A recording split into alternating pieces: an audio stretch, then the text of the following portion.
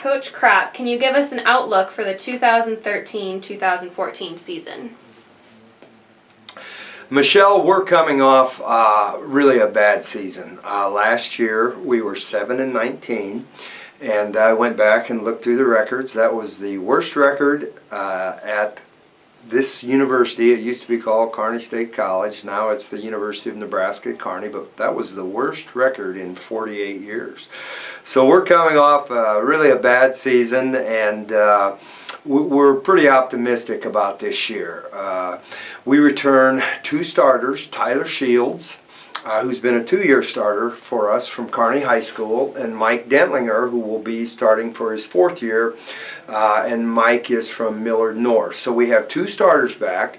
Connor Baronic, who played last year at Doane College and was the newcomer of the year in the GPAC conference, averaged 16 points and 8 rebounds a game, has transferred to Kearney. So we think we have 3 pretty good players to start with there.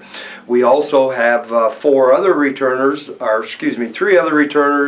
that were on our team last year with Tyler and Mike Dentlinger. Taylor Shipley, who plays point guard for us, Ben Peterson, and Kendall Glidden, who are both big men. So that gives us 6 kids there. We also have 5 freshmen and 4 junior college transfers. So we have a squad of 15. And again, we have a couple starters back. Connor Baronic, a good transfer. And then the 5 freshmen and 4 junior college transfers. So we feel a little bit more optimistic for this season. Yep. So what do you think your team will need to do to be competitive in league play? Well, Michelle, the league we are now in, the MIAA, is much tougher than the RMAC. And where it becomes a lot tougher is when you get to the bottom 4 or 5 schools. When you were in the RMAC, we could go through the 17 or 18 years we were in the RMAC, and against the bottom 4 schools, our record was probably something like 100 wins and 10 losses. We very seldom lost to the bottom 4 schools in the league, but it's different in the MIAA. So what we're going to have to do to be successful, 1, we're going to have to stay injury-free.